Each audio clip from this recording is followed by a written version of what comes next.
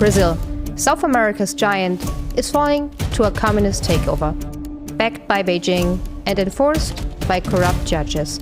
For young Americans watching, this isn't some far-away story. It's a warning sign. To start, I spoke with Allan Dos Santos. He's Brazil's most influential independent journalist. His outlet was shut down, his family threatened, even while he lived in exile in the United States.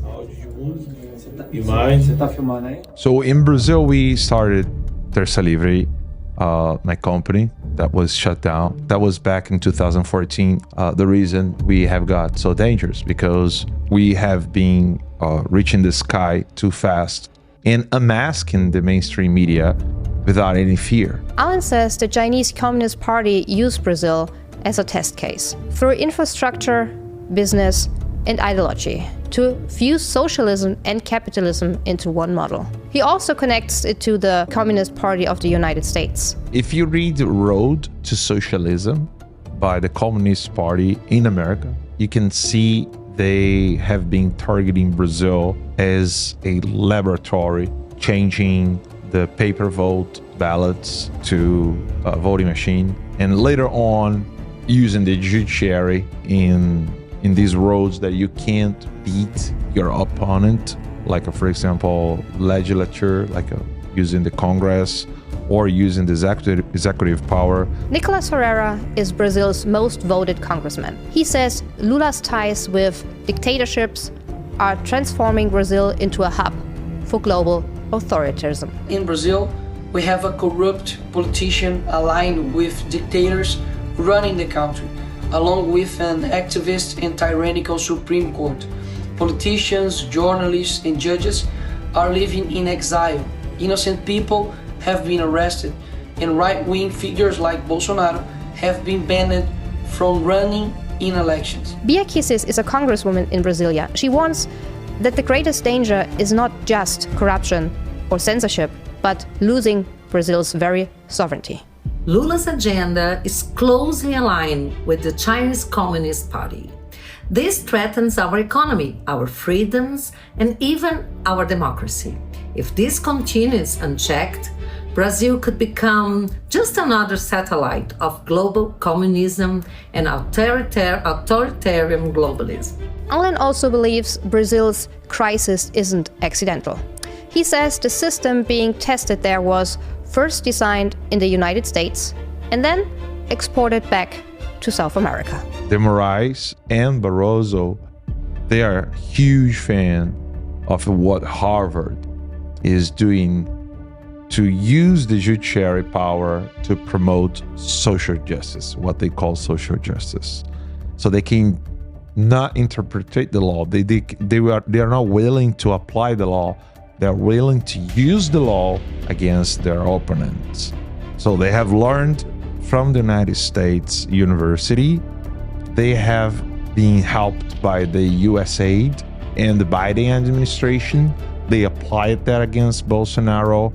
They were using the same lawfare against Donald Trump. They were using Brazil to test if that works or not. Allan describes Brazil's legal system as lawfare, where courts are not neutral, but political weapons. We do not have common law, for example. Judges nowadays in Brazil, they are free to fix democracy. They think themselves as like a doctor. De Moraes said that recently, saying that he is the vaccine to the cancer in Brazil. He said that to an American newspaper. Who can you appeal if the Supreme Court justice decided something against you? Because there is no judiciary power above them. Nikolas himself has been targeted. He says even though he was the most voted lawmaker, the system silenced him. All of my social media accounts have been suspended without any explanation. The Brazilian justice system launched an investigation against me and tried to silence and fine me simply because I said that Lula is a corrupt man who belongs in prison. The world will be a better place if there weren't so many people promising to improve it.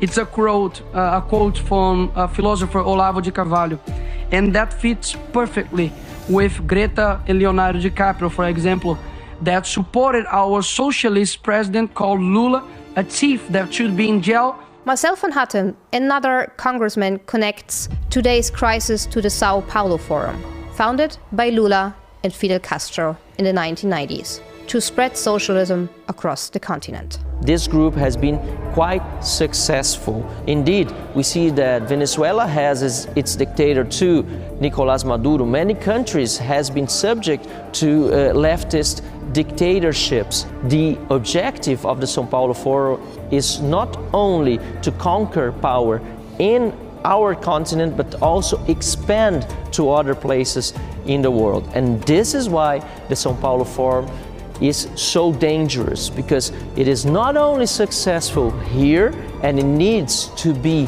opposed by democratic leaders in each one of our countries, but it is also a tool for expanding socialism and communism into other countries. What happens in Brazil matters to young people in America because our fight is the same as theirs. The advance of the left is global, and when the largest nation in Latin America falls into China's orbit, it directly impacts the West.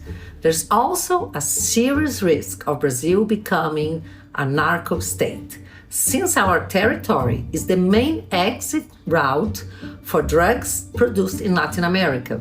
If Brazil is weakened, those drugs will reach Americans' street even more easily. Defending freedom in Brazil also means defending freedom and security in the United States and throughout the world. Young Americans should be very, very attentive to what is happening in Brazil. Also because what happens in Brazil can always happen in the United States. In fact, we've seen already a lot going on in the United States in respect to lawfare. Say thank to God because you are in America. There is no other constitution in the world can be close to this one here. Fight hard against those who want to destroy the United States Republic.